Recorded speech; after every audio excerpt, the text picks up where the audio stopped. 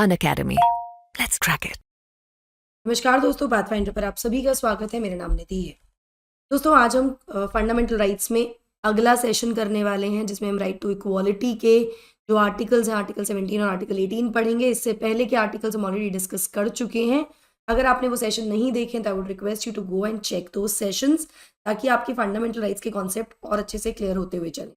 चलिए, शुरुआत करने से पहले ये छोटा सा इंट्रोडक्शन है मेरा। दोस्तों, this is my Telegram channel, जहां पर आप मुझे फॉलो कर सकते हैं मेरी सभी क्लास की अपडेट शेड्यूल्स पीडीएफ्स के लिए। इसके अलावा ND Live 10 ये मेरा कोड है, जिसका आप इस्तेमाल कर सकते हैं to avail huge discounts in your subscriptions. Description box में और कमेंट सेक्शन में एक काउंसलिंग फॉर्म आपको दिया गया है, जिसको आप फिल कर सकते हैं। एजुकेटर कोड में आप यूज कर सकते हैं मेरा code ND Live 10, so that I also get to know about you and I can help you in your preparation. Also, अगर आप मेरा कोड यूज कर काउंसलिंग फॉर्म को फिल करते हैं तो आप एलिजिबल हो जाते हैं हमारे डेमो क्लासेस के लिए भी, हमारे ऑफलाइन सेंटर्स पर। ठीक है, एडमिशंस ओपन है हमारे यहाँ फाउंडेशन बैच में 25-26 के लिए। दीज आर दी कोर्सेज जो कि अवेलेबल हैं एट करोल बाग सेंटर। 30 दिसंबर से क्लासेस शुरू हो जाएंगी। आपको अभी एनरोल करना होगा with my code ND Live 10 so that you can avail the best discount. This is the phone number जहाँ पर आप कॉन्टैक्ट कर सकते हैं किसी भी डाउट या क्वेरी के केस में। मुखर्जी नगर सेंटर पर भी ये कोर्सेज अवेलेबल हैं आपके लिए, अभी जाकर एनरोल कर लीजिए। कोड यूज करना मत भूलिएगा मेरा ND Live 10। यहाँ जो सेंटर का जो नंबर है, जो जिसपे आप कोई भी क्वेरी कर सकते हैं अपनी, दिस इज द नंबर, इस पर आप कॉल कर सकते हैं। 30 तारीख से यहाँ पर भी बैच शुरू हो रहे हैं। इसी के साथ साथ इलाहाबाद यानी प्रयागराज यूपी में भी हम एक सेंटर लेकर आ रहे हैं, जिसमें क्लासेस हमारी 4 जनवरी से शुरू हो जाएंगी। ये सारे कोर्सेज आपको यहाँ मिल जाएंगे। इस सेंटर पर एक विशेष बात यह है कि एक तो आपको UPSC 2024 के लिए क्रैश कोर्स मिल रहा है प्रीलिम्स के लिए, फाउंडेशन कोर्स के अलावा। दूसरा एक इंपॉर्टेंट चीज़ ये है कि UP PCS का भी आपको एक कोर्स यहाँ पर मिल रहा है। दोस्तों, ये नंबर है जहाँ पर आप कांटेक्ट करके अपनी सभी क्वेरीज रिजॉल्व कर सकते हैं। कोड इज ND Live 10, ये कोड यूज करना मत भूलिएगा, तभी आपको मैक्सिमम डिस्काउंट मिलेगा। चलिए, बात करते हैं आर्टिकल 17 की। It talks about abolition of untouchability, अस्पर्शता का अबॉलिशन। ठीक है, उसको खत्म करना एक तरह से। सो अनटचेबिलिटी अबॉलिश्ड है हमारे यहाँ पर, और इसकी प्रैक्टिस किसी भी फॉर्म में फॉरबिडन है, मतलब वो एक्सेप्टेबल नहीं है।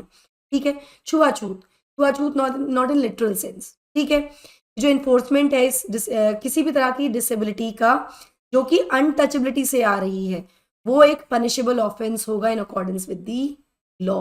मतलब अगर कोई भी व्यक्ति इन्फोर्स कर रहा है किसी डिसेबिलिटी को जो कि अनटचेबिलिटी के चलते आ रही है, तो उसको कानून के अंतर्गत सजा दी जाएगी। सजा का यहाँ पर प्रावधान रखा गया है बेसिकली इस फंडामेंटल राइट के इन्फोर्समेंट के लिए।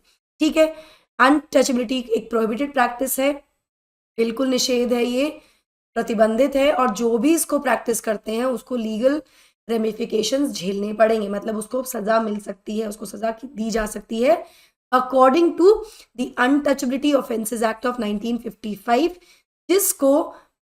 जिसका नाम बदल दिया गया था to protection of civil rights in 1976।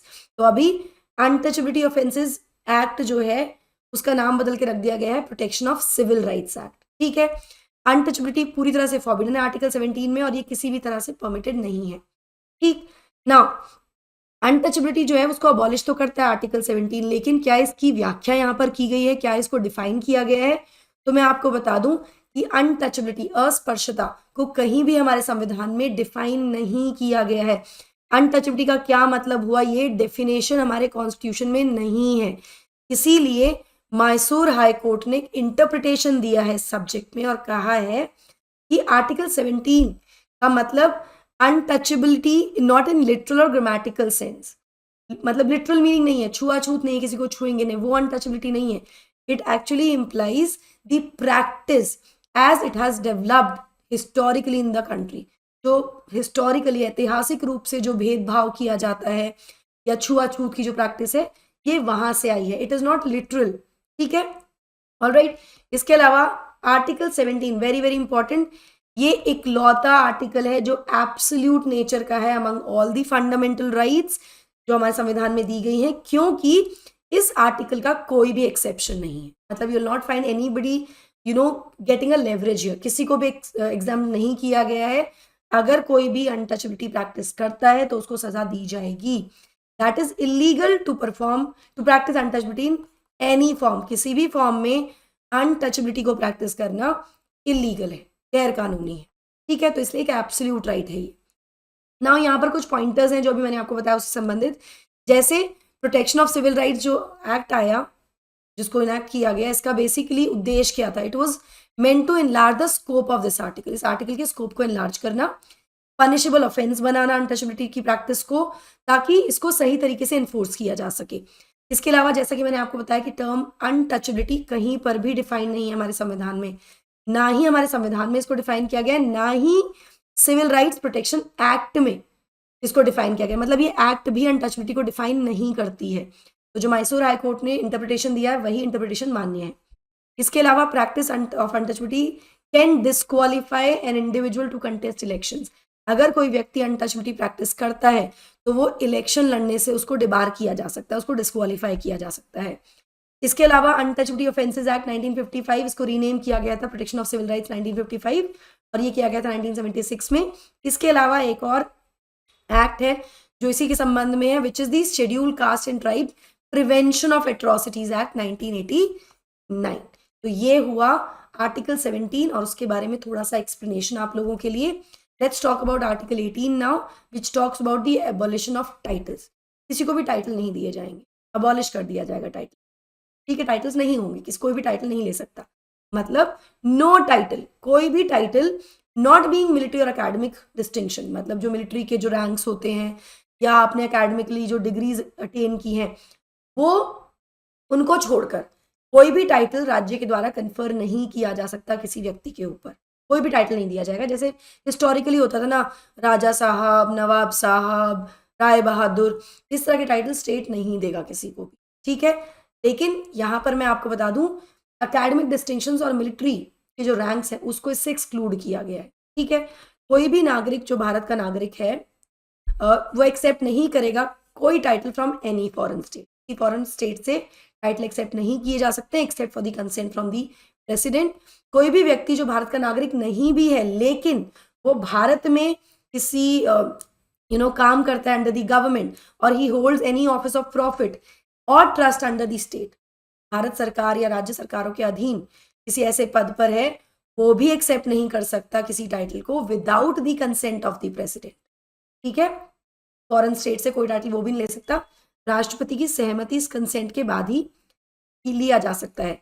इसके अलावा कोई भी व्यक्ति जो कि हमारे यहाँ पर ऑफिस ऑफ प्रॉफिट होल्ड करता है या ट्रस्ट में है अंडर दी स्टेट, राज्य के अधीन कार्य कर रहा है, वो भी without the consent of the president, राष्ट्रपति की सहमति के बिना कोई भी प्रेजेंट, एमोल्यूमेंट या फिर ऑफिस नहीं एक्सेप्ट करेगा ऑफ एनी काइंड फ्रॉम और अंडर एनी फॉरेन स्टेट, ठीक है। तो इस तरह से टाइटल्स को अबॉलिश यहाँ पर कर दिया गया और यहाँ बता भी दिया गया कि कुछ जो एक्सेप्शंस हैं वो कब हो सकते हैं, only with the consent of the president.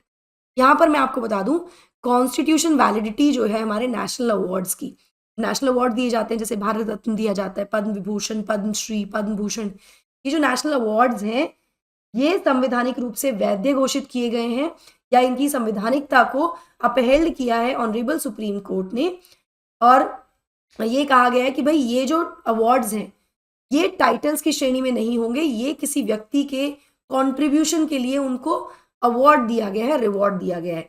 लेकिन इन पर भी एक रीजनेबल रिस्ट्रिक्शन लगाई गई है इन टाइटल्स पर भी, जिसमें कहा गया है कि कोई भी व्यक्ति इनको सफिक्स या प्रीफिक्स की तरह यूज नहीं कर सकता है to the names of awardees. जो अवार्डीज हैं जिनको दिया जा रहा है उनके सफिक्स या प्रीफिक्स की तरह इनको यूज नहीं किया जाएगा, अदरवाइज ये जो अवार्ड्स हैं इनको फोर्टिफाई कर दिया जाएगा, इनको ले लिया जाएगा, ठीक है। तो अवार्ड जो है उनकी संवैधानिक वैधता ऑनरेबल सुप्रीम कोर्ट ने अपहेल्ड की है, ठीक है। तो ये टाइटल्स की श्रेणी में नहीं आएंगे।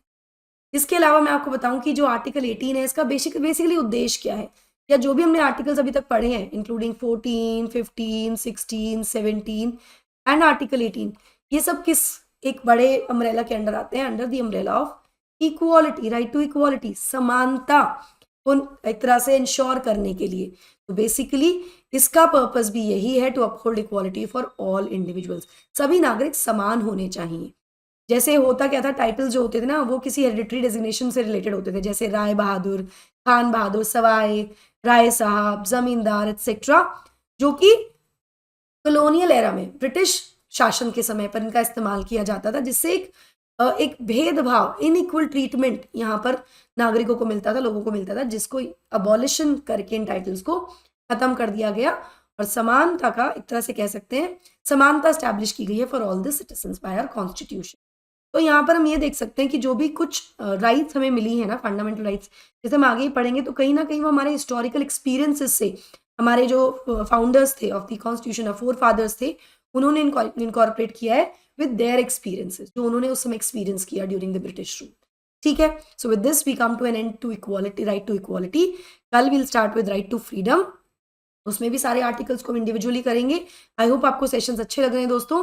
इसके अलावा जैसा कि मैंने आपको बताया, हमारे अनअकैडमी ऑफिस जो ऑनलाइन ऑफिस सेंटर्स हैं, सॉरी ऑफलाइन सेंटर्स जो हैं, वहाँ पर आपको क्या बेनिफिट मिलेगा।